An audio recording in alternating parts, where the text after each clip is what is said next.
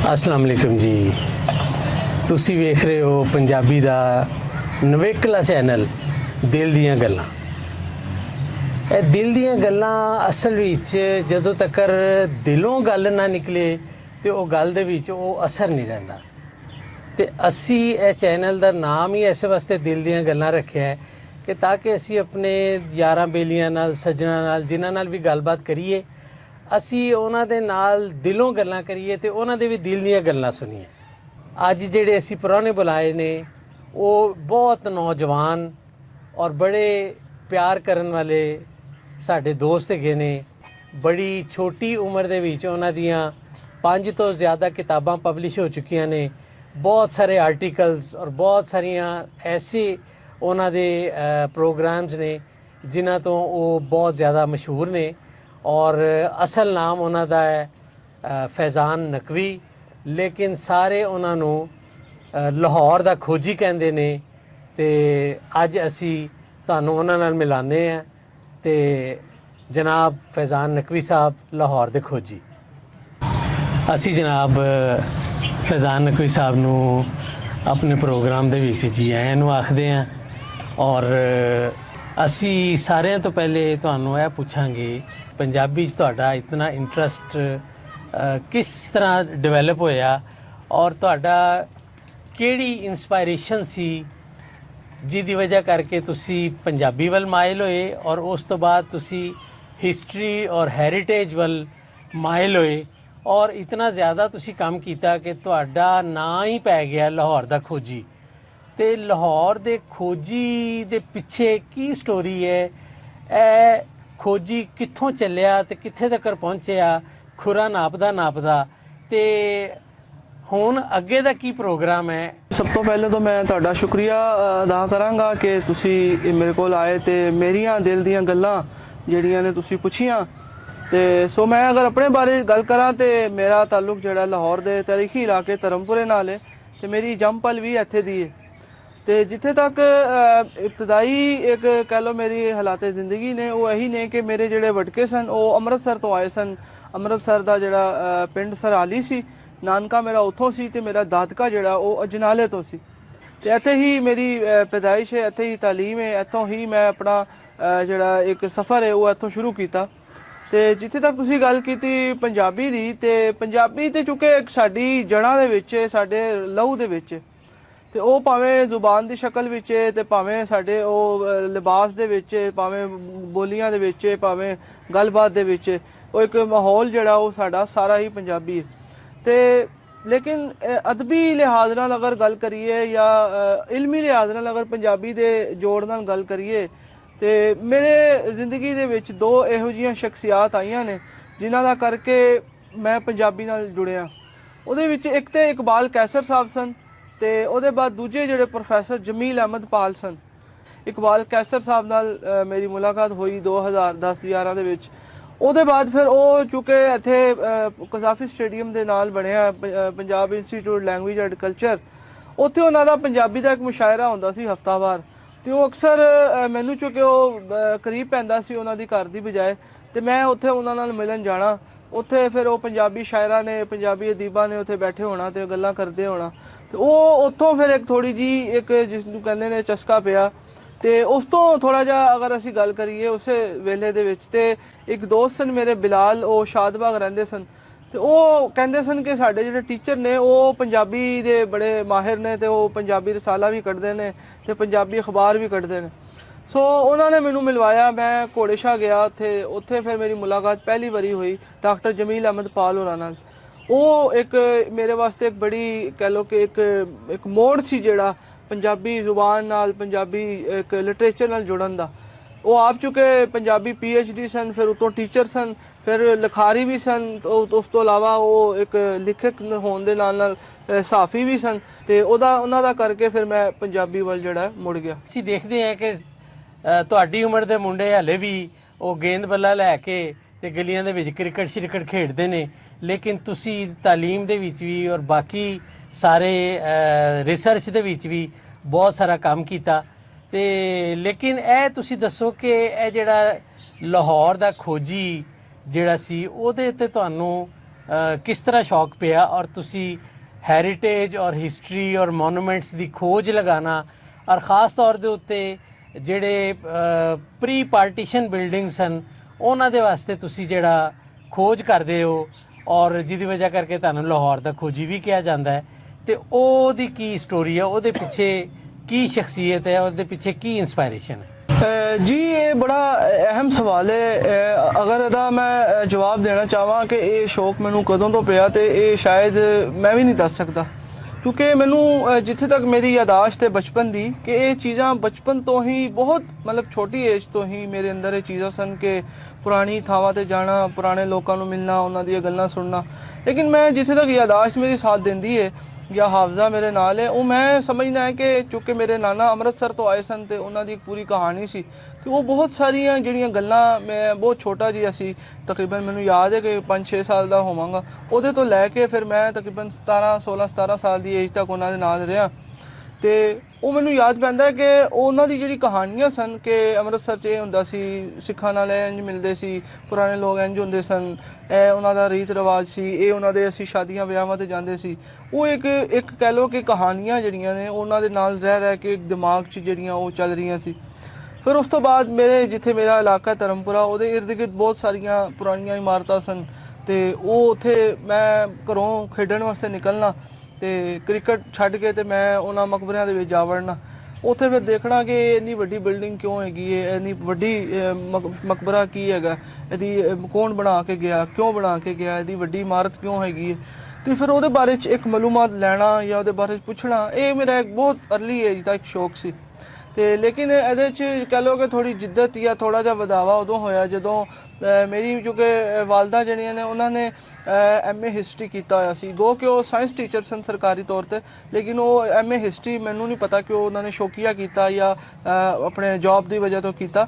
ਤੇ ਲੇਕਿਨ ਉਹ ਉਹਨਾਂ ਦੀ ਜਿਹੜੀਆਂ ਕਿਤਾਬਾਂ ਸਨ ਉਹ MA ਦੀਆਂ 10 ਕਿਤਾਬਾਂ ਹੁੰਦੀਆਂ ਨੇ, ਉਹ ਘਰ ਦੇ ਵਿੱਚ ਇੱਕ ਲਿਫਾਫੇ ਵਿੱਚ ਬੰਦ ਇੱਕ ਕੋਨੇ ਤੇ ਪਈਆਂ ਹੁੰਦੀਆਂ ਸਨ।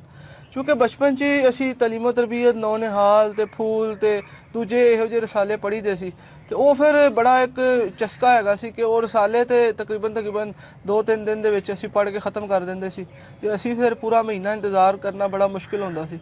ਉਹ ਫਿਰ ਅਕਸਰ ਜਿਹੜਾ ਦੀਗਰ ਕੋਈ ਕਿਤਾਬਾਂ ਜਾਂ ਕੋਈ ਹੋਰ ਅਖਬਾਰ ਰਸਾਲੇ ਇਹੋ ਜਿਹੇ ਪੜ੍ਹਨੇ ਤੇ ਇੱਕ ਵਾਰੀ ਜਿਹੜਾ ਉਹ ਜਿਹੜੇ ਕਿਤਾਬਾਂ ਦਾ ਬੰਡਲ ਸੀ ਉਹਨੂੰ ਹੱਥ ਪਾਇਆ ਤੇ ਉਹਦੇ ਵਿੱਚ ਇੱਕ ਤਾਰੀਖ ਦੀ ਕਿਤਾਬ ਜਿਹੜੀ ਅਹਿਦ-ਏ ਮੁਗਲਿਆ ਉਹ ਮਿਲ ਗਈ।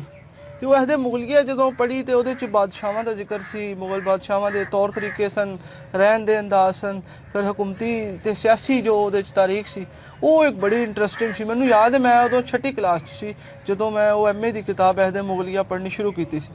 ਤੇ ਉਸ ਤੋਂ ਬਾਅਦ ਫਿਰ ਆਹਿਸਤਾ ਮੈਨੂੰ ਯਾਦ ਪੈਂਦਾ ਕਿ ਉਹ ਮੈਂ 10 ਕਿਤਾਬਾਂ 'ਚੋਂ ਕੋਈ 7-8 ਤੇ ਲਾਜ਼ਮੀ ਪੜ੍ਹੀਆਂ। ਉਹਦੇ ਤਾਰੀਖ ਪੰਜਾਬ ਸੀ, ਤਾਰੀਖ ਇਸਲਾਮ ਸੀ ਤੇ 1-1.5 ਸਾਲ ਦੇ ਵਿੱਚ ਮੈਂ ਉਹ ਸਾਰੀਆਂ 8 ਕਿਤਾਬਾਂ ਜਿਹੜੀਆਂ ਪੜ੍ਹ ਲਿੱਤੀਆਂ। ਉਸ ਤੋਂ ਬਾਅਦ ਫਿਰ ਇਹ ਸਿਲਸਿਲਾ ਬਹੁਤ ਜ਼ਿਆਦਾ ਬੂਸਟ ਹੋ ਗਿਆ, ਬਹੁਤ ਜ਼ਿਆਦਾ ਅੱਗੇ ਵਧਿਆ। ਉਹਦੇ ਬਾਅਦ ਫਿਰ ਕਿਤਾਬਾਂ ਦੇ ਤਲਾਸ਼ ਕਰਦੇ ਅਨਾਰਕਲੀ ਦੇ ਫੁੱਟਪਾਥ ਦੇ ਉੱਤੇ ਇੱਕ ਮੈਨੂੰ ਕਿਤਾਬ ਮਿਲੀ 2006-7 ਦੇ ਜ਼ਮਾਨੇ 'ਚ। ਰਾਓ ਜਾਵੇਦ ਸਾਹਿਬ ਉਹਨਾਂ ਦੇ ਰਾਈਟਰ ਸਨ ਤੇ ਉਹ ਫੁੱਟਪਾਥ ਤੋਂ ਮਿਲੀ ਲਾਹੌਰ ਸਲਤਨਤ ਮੁਗਲਿਆ में। चूँकि मुगल हिस्ट्री पहले पढ़ी सी तो फिर ये भी ਉਹਦੇ ਤੋਂ ਮੁਤਲਕ किताब सी तो एक हैगी भी लाहौर दी सी। उतों फिर एक किताब खरीदन तो बाद पता लगा कि ये कोई ऑर्गेनाइजेशन है, लो कोर्ट सोसाइटी है तो ये लाहौर के उत्ते काम करते हैं, लाहौर की रिसर्च करते हैं। मैं फौरी तौर पर वह मैंबर बनया तो इस तरह फिर राव जावेद साहब नाल मेरी एक मुलाकात हुई। फिर वो मुलाकात कह लो कि पीरी मुरीदी के दर्जे ते पहुँच गई। फिर अज हुण जो कुछ सीखिया, जो कुछ वेख्या, उन्हां दे तजर्बे राहीं असीं पहुँचे। फिर 2011 ਵਿੱਚ ਜਦੋਂ ਉਹਨਾਂ ਦੀ ਕਿਤਾਬ ਨਵੀਂ ਛਪ ਕੇ ਆਈ, ਆਈ ਥਿੰਕ 7ਵੀਂ 8ਵੀਂ ਕਿਤਾਬ ਸੀ ਉਹਨਾਂ ਦੀ, ਤੇ ਉਹਨਾਂ ਨੇ ਫਿਰ ਜਦੋਂ ਮੈਨੂੰ ਕਿਤਾਬ ਦਿੱਤੀ ਤੇ ਉਹਦਾ ਤੇ ਉਹਨਾਂ ਨੇ ਮੈਨੂੰ ਇੱਕ ਆਟੋਗ੍ਰਾਫ ਜੋ ਦਿੱਤਾ ਉਹ ਲਾਹੌਰ ਦਾ ਖੋਜੀ ਦਾ ਨਾਮ ਦਿੱਤਾ। ਤੇ ਇਸ ਤਰੀਕੇ ਨਾਲ ਫਿਰ ਉਹ ਲਾਹੌਰ ਦਾ ਖੋਜੀ ਜਿਹੜਾ ਨਾਮ ਸੀ ਉਹੀ ਮੇਰੀ ਪਹਿਚਾਣ ਬਣ ਗਿਆ ਤੇ ਫਿਰ ਉਸੇ ਨਾਮ ਨੇ ਰੱਬ ਨੇ ਮੈਨੂੰ ਬਹੁਤ ਸ਼ੋਹਰਤ ਦਿੱਤੀ। ਦੋਸਤੋ, ਫੈਜ਼ਾਨ ਨਕਵੀ ਸਾਹਿਬ ਨਾਲ ਸਾਡੀ ਗੁਫ਼ਤਗੂ ਜਾਰੀ ਹੈ ਤੇ ਹੁਣ ਅਸੀਂ ਇਹਨਾਂ ਨੂੰ ਇਹ ਪੁੱਛਾਂਗੇ ਕਿ ਜਿਹੜੀਆਂ ਤੁਸੀਂ ਕਿਤਾਬਾਂ ਲਿਖ ਲਿੱਤੀਆਂ ਇੰਨੀ ਛੋਟੀ ਉਮਰ ਦੇ ਵਿੱਚ, ਆਰਟੀਕਲਸ ਤੁਹਾਡੇ ਪਬਲਿਸ਼ ਹੋ ਗਏ ਔਰ ਮੁxtਲਿਫ ਅਖਬਾਰਾਂ ਦੇ ਵਿੱਚ ਤੁਸੀਂ ਕਾਲਮ ਵਗੈਰਾ ਵੀ ਲਿਖਦੇ ਹੋ, ਇਹ ਸਾਰਾ ਸਿਲਸਿਲਾ ਔਰ ਇਹ ਸਾਰੀ ਜਿਹੜੀ ਕਾਮਯਾਬੀ ਹੈ ਉਹਦਾ ਸਫ਼ਰ ਤੁਸੀਂ ਕਿਸ ਤਰ੍ਹਾਂ ਤੈਅ ਕੀਤਾ? जी ਜਦੋਂ ਮੈਂ ਆਪਣਾ ਰਿਸਰਚ ਦਾ ਕੰਮ ਜਾਂ ਤਹਿਕੀਕ ਦਾ ਕੰਮ ਸ਼ੁਰੂ ਕੀਤਾ ਸੀ ਉਦੋਂ ਚੁੱਕੇ ਮੈਂ ਦੱਸਿਆ ਕਿ ਬਹੁਤ ਛੋਟੀ ਉਮਰ ਸੀ ਤੇ ਮੇਰਾ ਨਾ ਤੇ ਕੋਈ ਲਿਖਣ ਦਾ ਹੈਗਾ ਸੀ ਤੇ ਨਾ ਹੀ ਕੋਈ ਮੈਂ ਲਿਖਾਰੀ ਬਣਨਾ ਚਾਹੁੰਦਾ ਸੀ ਤੇ ਨਾ ਹੀ ਮੇਰੀ ਸ਼ਾਇਦ ਕੋਈ ਇਹ ਫੀਲਡ ਸੀ। ਲੇਕਿਨ ਮੈਂ ਜਦੋਂ ਮੈਟ੍ਰਿਕ ਕੀਤਾ ਉਸ ਤੋਂ ਬਾਅਦ ਮੇਰੀ ਜਿਹੜੀ ਸਟੱਡੀ ਹੈ ਉਹ ਆਰਕੀਟੈਕਚਰ ਦੇ ਵਿੱਚ ਮੈਂ ਡਿਪਲੋਮਾ ਆਫ ਐਸੋਸੀਏਟ ਇੰਜੀਨੀਅਰਿੰਗ ਕੀਤਾ 3 ਸਾਲ ਦਾ ਆਰਕੀਟੈਕਚਰ ਉਹਦੇ 'ਚ। ਲੇਕਿਨ ਉਹਦੇ ਬਾਅਦ ਉਸ ਦੌਰਾਨੇ ਦੇ ਵਿੱਚ ਹੀ ਮੇਰੀ ਜਿਹੜੀ ਇੱਕ ਸ਼ੌਕ ਜਾਂ ਇੱਕ ਜਿਹੜੀ ਲਗਨ ਸੀ ਉਹ ਇੱਕ ਬਹੁਤ ਜ਼ਿਆਦਾ ਹਿਸਟਰੀ ਵੱਲ ਚਲੀ ਗਈ, ਹੈਰੀਟੇਜ ਵੱਲ ਚਲੀ ਗਈ ਤੇ ਹੈਰੀਟੇਜ ਦਾ ਚੁੱਕੇ ਤਾਲੁਕ ਕਿਸੇ ਨਾ ਕਿਸੇ ਰੁਖ ਦੇ ਨਾਲ ਤਾਮੀਰਾਤ ਦੇ ਨਾਲ ਵੀ ਜੁੜਿਆ ਹੈ, ਆਰਕੀਟੈਕਚਰ ਨਾਲ ਵੀ। ਤੇ ਇਸ ਤਰ੍ਹਾਂ ਫਿਰ ਉਹ ਲਿਖਣ ਦਾ ਜਿਹੜਾ ਇੱਕ ਸਫ਼ਰ ਹੈ ਮੇਰਾ ਉਹ 2012 ਤੋਂ ਸ਼ੁਰੂ ਹੁੰਦਾ। ਉਸ ਤੋਂ ਪਹਿਲੇ ਮੈਨੂੰ ਨਹੀਂ ਯਾਦ ਕਿ ਮੇਰੀ ਕੋਈ ਤਹਿਰੀਰ ਛਪੀ ਸੀ ਜਾਂ ਕੋਈ ਮੈਂ ਅਗਰ ਲਿਖਦਾ ਵੀ ਹੋਵਾਂਗਾ ਤੇ ਮੈਂ ਬਕਾਇਦਾ ਉਹ ਕਿਤੇ ਕਹਿ ਲਓ ਕਿ ਕਿਸੇ ਅਖਬਾਰ 'ਚ ਜਾਂ ਕਿਸੇ ਮਹਿਫਿਲ 'ਚ ਪੜ੍ਹ ਕੇ ਨਹੀਂ ਸੁਣਾਈ, ਨਾ ਹੀ ਉਹ ਕਿਤੇ ਛਪੀ। ਲੇਕਿਨ ਬਾਕਾਇਦਾ ਤੌਰ ਤੇ ਪਹਿਲੀ ਜਿਹੜੀ ਮੇਰੀ ਤਹਿਰੀਰ ਛਪੀ ਸੀ ਉਹ ਕੋਸ ਮੀਨਾਰ ਦੇ ਉੱਤੇ ਤੇ ਇੱਕ ਲਾਹੌਰ ਦਾ ਮਕਬਰਾ ਕੋਕਲ ਤਾਸ਼ ਉਹਦੇ ਉੱਤੇ 2012 ਦੇ ਵਿੱਚ ਬੱਚਿਆਂ ਵਾਲੇ ਅਖਬਾਰ ਦੇ ਵਿੱਚ ਛਪੀ ਸੀ। ਉਹ ਵੀ ਰਾਓ ਜਵੇਦ ਸਾਹਿਬ ਨੇ ਮੈਨੂੰ ਇਨਕਰੇਜ ਕੀਤਾ ਸੀ। ਉਹਦੇ ਸਿਲਸਿਲੇ ਤੋਂ ਫਿਰ ਅੱਗੇ ਸਿਲਸਿਲਾ ਵਧਿਆ ਤੇ ਹੁਣ ਤੱਕ ਤਕਰੀਬਨ ਕੋਈ 500 ਤੋਂ ਜ਼ਿਆਦਾ ਮਜ਼ਾਮੀਨ ਜਿਹੜੇ ਨੇ ਉਹ ਮੁxtਲਿਫ ਅਖਬਾਰਾਂ ਦੇ ਵਿੱਚ ਛਪ ਚੁੱਕੇ ਨੇ ਤੇ ਹੁਣ ਤੱਕ ਮੇਰੀਆਂ ਤਕਰੀਬਨ ਕੋਈ 7 ਤੋਂ ਜ਼ਿਆਦਾ ਕਿਤਾਬਾਂ ਤੇ 5 ਤੋਂ ਜ਼ਿਆਦਾ ਬੁਕਲੈਟਸ ਜਿਹੜੇ ਨੇ ਮੁxtਲਿਫ ਮੌਜ਼ੂਆਤ ਦੇ ਉੱਤੇ ਛਪ ਚੁੱਕੇ ਨੇ। ਅਗਰ ਕਿਤਾਬਾਂ ਦੀ ਗੱਲ ਕਰੀਏ ਤੇ ਸਭ ਤੋਂ ਪਹਿਲਾਂ ਜਿਹੜੀ ਮੇਰੀ ਕਿਤਾਬ ਛਪੀ ਸੀ ਉਹ ਲਾਹੌਰ ਵਿੱਚ ਗੁਰੂ ਅਰਜਨ ਦੇਵ ਜੀ ਦੀਆਂ ਯਾਦਗਾਰਾਂ, ਉਹ ਮੇਰੀ ਪਹਿਲੀ ਕਿਤਾਬ ਸੀ। ਉਹ ਬਾਅਦ 'ਚ ਫਿਰ ਗੁਰਮੁਖੀ ਵਿੱਚ ਇੰਡੀਆ 'ਚ ਵੀ ਛਪੀ ਤੇ ਹੁਣ ਉਹ ਕੈਨੇਡਾ ਤੋਂ ਇੰਗਲਿਸ਼ ਦੇ ਵਿੱਚ ਛਪ ਰਹੀ ਹੈ। ਇਸੇ ਤਰ੍ਹਾਂ ਉਸ ਤੋਂ ਬਾਅਦ ਫਿਰ ਮੈਂ ਦੂਜੀ ਕਿਤਾਬ ਤੇ ਕੰਮ ਕੀਤਾ ਜੋ ਮੁਹਰਮ ਦੇ ਵਿੱਚ ਤਾਜ਼ੀਏ ਦੀ ਇੱਕ ਰਵਾਇਤ ਹੈ, ਉਹ ਤਾਜ਼ੀਆ ਤਾਰੀਖ ਕੇ ਆਇਨੇ में। ਉਹ ਕਿਤਾਬ ਮੇਰੀ 2017 ਛਪੀ। ਫਿਰ ਨਵਾਬ ਵਜ਼ੀਰ ਖਾਨ ਦੀਆਂ ਯਾਦਗਾਰਾਂ ਜੋ ਜਿਨ੍ਹਾਂ ਦੀ ਦਿੱਲੀ ਦਰਵਾਜ਼ੇ 'ਚ ਬੜੀ ਮਸ਼ਹੂਰ ਮਸਜਿਦ ਵੀ ਹੈ ਉਹਨਾਂ ਦੇ ਉੱਤੇ ਜਿਹੜਾ ਉਹ ਕਿਤਾਬ ਮੈਂ ਕੀਤੀ। ਫਿਰ ਇਸੇ ਤਰ੍ਹਾਂ ਮੈਂ ਆਪਣੇ ਇਲਾਕੇ ਜਿਹੜੇ ਜਨਮ ਭੂਮੀ ਸੀ ਧਰਮਪੁਰਾ ਉਹਦੇ ਉੱਤੇ ਇੱਕ ਪੂਰੀ ਕਿਤਾਬ ਲਿਖੀ ਤੇ ਇਸੇ ਤਰ੍ਹਾਂ ਫਿਰ ਮੈਂ ਪੁਰਾਣੀਆਂ ਕੁਝ ਕਿਤਾਬਾਂ ਦੇ ਉੱਤੇ ਕੰਮ ਕੀਤਾ ਕਿ ਜੋ ਇੱਕ 1909 ਦੇ ਵਿੱਚ ਇੱਕ ਲਾਹੌਰ ਦੀ ਗਾਈਡ ਛਪੀ ਸੀ ਉਹਨੂੰ ਮੈਂ ਅਪਡੇਟ ਕੀਤਾ। ਫਿਰ ਇਸੇ ਤਰ੍ਹਾਂ ਇੱਕ 1927 ਦੇ ਵਿੱਚ ਇੱਕ ਕਿਤਾਬ ਛਪੀ ਸੀ ਲਾਹੌਰ ਸੈਰੇ ਲਾਹੌਰ ਦੇ ਨਾਮ ਤੋਂ, ਉਹਨੂੰ ਮੈਂ ਰਿਵਾਈਜ਼ ਕੀਤਾ। ਫਿਰ ਇਸੇ ਤਰ੍ਹਾਂ ਇੱਕ 1924 ਦੀ ਇੱਕ ਕਿਤਾਬ ਛਪੀ ਸੀ ਓਲਡ ਲਾਹੌਰ ਦੇ ਨਾਮ ਤੋਂ, ਉਹਨੂੰ ਰਿਵਾਈਜ਼ ਕੀਤਾ। ਫਿਰ ਇੱਕ ਲਾਹੌਰ ਦੇ ਇੱਕ ਬਜ਼ੁਰਗ ਸਨ ਪੁਰਾਣੇ, ਉਹਨਾਂ ਦੀ ਯਾਦਾਸ਼ਤਾਂ ਜਾਂ ਉਹਨਾਂ ਦੇ ਇੰਟਰਵਿਊ ਇਕੱਠੇ ਕਰਕੇ ਇੱਕ ਕਿਤਾਬ ਤਰਤੀਬ ਦਿੱਤੀ ਜਿਹਦਾ ਨਾਮ ਲਾਹੌਰ ਜੋ ਮੈਨੇ ਦੇਖਾ ਦੇ ਨਾਮ ਤੋਂ ਹੋਈ। ਫਿਰ ਇਸੇ ਤਰ੍ਹਾਂ ਜਿਹੜੀਆਂ ਹੁਣ ਮੇਰੀਆਂ ਕਹਿ ਲਓ ਕਿ ਚੰਦ ਹਫ਼ਤਿਆਂ ਤੱਕ ਕਿਤਾਬਾਂ ਆ ਰਹੀਆਂ ਨੇ ਉਹਨਾਂ ਵਿੱਚ ਜਿਹੜਾ ਉਹ ਮੁਹਰਮ ਦੀ ਅਜ਼ਾਦਾਰੀ ਜਿਹੜੀ ਉਹਦੇ ਹਵਾਲੇ ਨਾਲ ਤਹਿਜ਼ੀਬ ਅਜ਼ਾ ਕਿਤਾਬ ਦਾ ਨਾਂ ਹੈ ਉਹ, ਤੇ ਉਹਦੇ ਬਾਅਦ ਤਾਜ਼ੀਏ ਦੀ ਜਿਹੜੀ ਇੱਕ ਰਵਾਇਤ ਹੈ ਉਹਦੇ ਉੱਤੇ ਇੱਕ ਅਲੱਗ ਕਿਤਾਬ ਹੈ।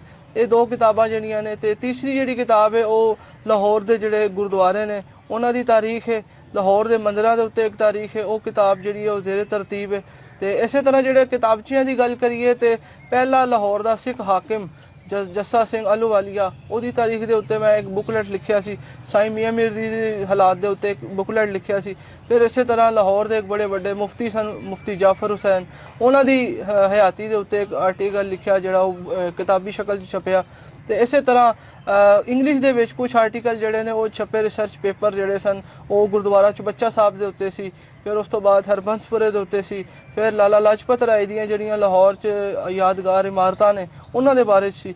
ਤੇ ਇਸੇ ਤਰ੍ਹਾਂ ਇਹ ਮੁxtਲਿਫ ਅਖਬਾਰਾਂ ਜਿਹੜੀ ਉਰਦੂ ਛਪਦੀਆਂ ਇਹਦੇ 'ਚ ਤਕਰੀਬਨ 9 ਤੋਂ ਜ਼ਿਆਦਾ ਅਖਬਾਰਾਂ ਦੇ ਵਿੱਚ ਮੈਂ ਰੈਗੂਲਰਲੀ ਸੰਡੇ ਮੈਗਜ਼ੀਨ ਹੋਵੇ ਤੇ ਭਾਵੇਂ ਕਾਲਮ ਦੀ ਸ਼ਕਲ 'ਚ ਹੋਵੇ ਮੈਂ ਤਕਰੀਬਨ 10 ਸਾਲ ਤਕਰੀਬਨ ਹੋ ਚੱਲੇ ਨੇ ਇਹਦੇ ਉੱਤੇ ਮੁxtਲਿਫ ਅਖਬਾਰਾਂ 'ਚ ਜਿਹੜਾ ਲਿਖਿਆ। ਤੇ ਹਰ ਜਗ੍ਹਾ ਦੇ ਉੱਤੇ ਤਾਰੀਖੀ ਵਿਰਸੇ ਨੂੰ ਨਾ ਸਿਰਫ ਆਮ ਕੀਤਾ ਬਲਕਿ ਉਹਦੀ ਡਿੱਗਦੀ ਢਹਿੰਦੀ ਹਾਲਤ ਜਾਂ ਉਹਦੀ ਵਿਗੜਦੀ ਹੋਈ ਹਾਲਤ ਨੂੰ ਵੀ ਦੁਨੀਆ ਦੇ ਸਾਹਮਣੇ ਲਿਆਉਣ ਦੇ ਨਾਲ ਨਾਲ ਮੁxtਲਿਫ ਮਹਿਕਮਿਆਂ ਨੂੰ ਵੀ ਆਗਾਹੀ ਦਿੱਤੀ ਹੈ ਕਿ ਇਹਦੇ ਬਚਾਓ ਵਾਸਤੇ ਕੁਛ ਨਾ ਕੁਛ ਕਰਨ। ਜੀ ਸੱਜਣਾ ਦੀ ਇਨਫੋਰਮੇਸ਼ਨ ਵਾਸਤੇ ਮੈਂ ਇਹ ਵੀ ਸ਼ੇਅਰ ਕਰ ਦਵਾਂ ਕਿ ਫੈਜ਼ਾਨ ਨਕਵੀ ਸਾਹਿਬ ਜਿਹੜੇ ਨੇ ਲਾਹੌਰ ਦੇ ਖੋਜੀ ਜਿਹੜੇ ਨੇ ਉਹ ਲਾਹੌਰ ਸ਼ਨਾਸੀ ਫਾਊਂਡੇਸ਼ਨ ਉਹਨਾਂ ਨੇ ਇੱਕ ਆਰਗੇਨਾਈਜੇਸ਼ਨ ਬਣਾਈ ਹੋਈ ਹੈ ਜਿਹਦੇ ਉਹ ਫਾਊਂਡਰ ਚੇਅਰਮੈਨ ਵੀ ਨੇ ਔਰ ਉਹਦੇ ਰੂਹੇ ਰਵਾਂ ਵੀ ਨੇ ਔਰ ਉਸ ਪਲੇਟਫਾਰਮ ਦੇ ਉੱਤੇ ਬਹੁਤ ਸਾਰੇ ਕੰਮ ਕਰਦੇ ਰਹਿੰਦੇ ਨੇ। ਬਹੁਤ ਸਾਰੇ ਇਕੱਠ ਬਹੁਤ ਸਾਰੀਆਂ ਵਾਕਸ ਜਿਹੜੀਆਂ ਨੇ ਉਹਦੇ ਉੱਤੇ ਹੁੰਦੀਆਂ ਰਹਿੰਦੀਆਂ ਨੇ। ਉਸ ਦੇ ਇਲਾਵਾ ਇਹੋ ਹੀ ਅਦਾਰਾ ਜਿਹੜਾ ਹੈ ਉਹ ਪਬਲੀਕੇਸ਼ਨਸ ਦਾ ਵੀ ਕੰਮ ਕਰ ਰਿਹਾ ਹੈ ਔਰ ਉਹਦੇ ਵਿੱਚ ਸਾਰੇ ਲੋਕਾਂ ਵਾਸਤੇ ਦਾਵਤ ਹੈ ਕਿ ਅਗਰ ਕੋਈ ਵੀ ਆਪਣੇ ਆਰਟੀਕਲ ਜਾਂ ਆਪਣੀ ਕੋਈ ਬੁੱਕ ਜਿਹੜੀ ਹੈ ਉਹ ਪਬਲਿਸ਼ ਕਰਵਾਉਣਾ ਚਾਹਣ ਹਿਸਟਰੀ ਦੇ ਉੱਤੇ ਜਾਂ ਲਾਹੌਰ ਦੇ ਉੱਤੇ ਖਾਸ ਤੌਰ ਦੇ ਉੱਤੇ ਤੇ ਉਹ ਲਾਹੌਰ ਸ਼ਨਾਸੀ ਫਾਊਂਡੇਸ਼ਨ ਦੇ ਪਲੇਟਫਾਰਮ ਤੋਂ ਆਪਣੀ ਕਿਤਾਬ ਨੂੰ ਪਬਲਿਸ਼ ਕਰਵਾ ਸਕਦੇ ਨੇ।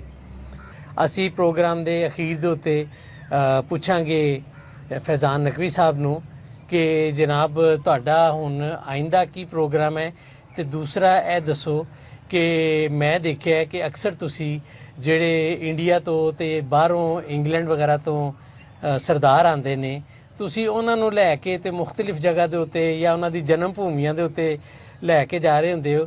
ਆਇਆ ਤੁਸੀਂ ਇਹ ਆਪਣੀ ਸਰਵਿਸਿਜ਼ ਪ੍ਰੋਫੈਸ਼ਨਲ ਵੀ ਆਫਰ ਕਰਦੇ ਹੋ ਤਾਂ ਕਿ ਜਿਹੜੇ ਦੁਨੀਆ ਵਿੱਚ ਫੈਲੇ ਹੋਏ ਲੋਕ ਨੇ ਅਗਰ ਉਹ ਆ ਕੇ ਤੇ ਪੰਜਾਬ ਦੇ ਵਿੱਚ ਆਪਣੀ ਜਨਮ ਭੂਮੀਆਂ ਨੂੰ ਤਲਾਸ਼ ਕਰਨਾ ਚਾਹਣ, ਆਪਣੇ ਘਰਾਂ ਨੂੰ ਤਲਾਸ਼ ਕਰਨਾ ਚਾਹਣ ਤੇ ਆਪਣੇ ਵੱਡੇ ਵਡੇਰਿਆਂ ਦੇ ਜਿਹੜੇ ਪਿੰਡ ਨੇ ਉਹ ਦੇਖਣਾ ਚਾਹਣ, ਤੇ ਤੁਸੀਂ ਆਇਆ ਉਹਨਾਂ ਨੂੰ ਇਹ ਸਰਵਿਸਿਜ਼ ਪ੍ਰੋਵਾਈਡ ਕਰੋਗੇ?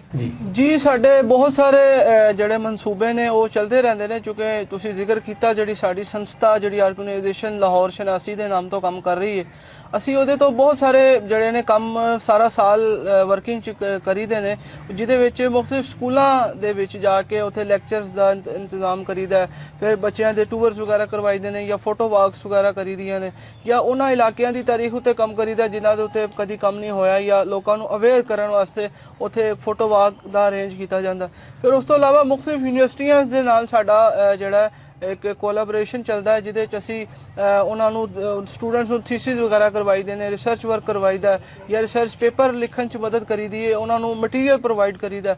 ਤੇ ਉਸ ਤੋਂ ਨਾਲ ਨਾਲ ਜਿਹੜੇ ਸਾਡੇ ਬਾਹਰੋਂ ਆਉਂਦੇ ਨੇ ਫੋਰਨਰਸ ਵਗੈਰਾ, ਉਹਨਾਂ ਦਾ ਅਸੀਂ ਇੱਕ ਅਲੱਗ ਟੂਰਿਜ਼ਮ ਸੈਕਸ਼ਨ ਬਣਾਇਆ ਹੈ, ਜਿਹਦੇ ਰਾਹੀਂ ਅਸੀਂ ਉਹਨਾਂ ਨੂੰ ਜਿਹੜੇ ਇੱਧਰ ਦੇ ਮੋਨੂਮੈਂਟਸ ਨੇ ਜਾਂ ਹਿਸਟੋਰੀਕਲ ਸਾਈਟਸ ਨੇ ਉਹ ਅਸੀਂ ਉਹਨਾਂ ਨੂੰ ਬਤੌਰੇ ਇੱਕ ਕਹਿ ਲਓ ਕਿ ਪਾਕਿਸਤਾਨ ਦਿਖਾਈਦਾ।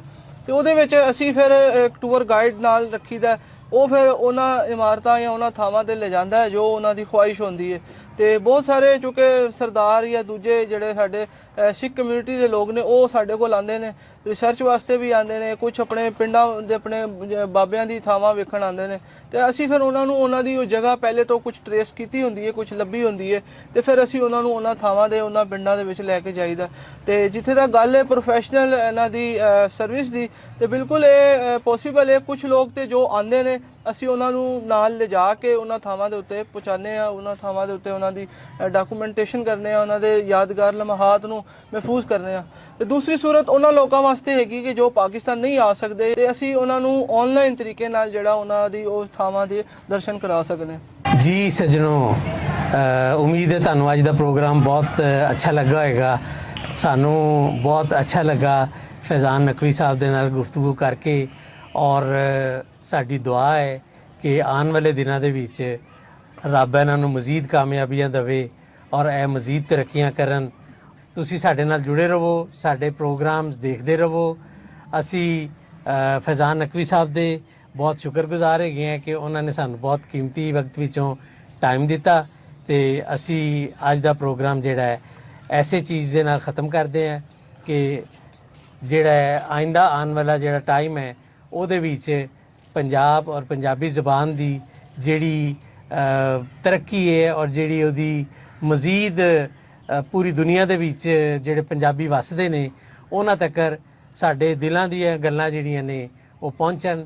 ਅਸੀਂ ਨਾ ਸਿਰਫ ਬਜ਼ੁਰਗਾਂ ਔਰ ਵੱਡਿਆਂ ਵਡੇਰਿਆਂ ਦੀਆਂ ਬਲਕਿ ਨੌਜਵਾਨਾਂ ਦੇ ਵੀ ਦਿਲਾਂ ਦੀਆਂ ਗੱਲਾਂ ਤੁਹਾਡੇ ਤੱਕ ਪਹੁੰਚਾਉਂਦੇ ਰਵਾਂਗੇ। ਸਾਡੇ ਨਾਲ ਜੁੜੇ ਰਹੋ ਤੇ ਵੇਖਦੇ ਰਹੋ ਦਿਲ ਦੀਆਂ ਗੱਲਾਂ। ਰੱਬ ਰਾਖਾ ਜੀ।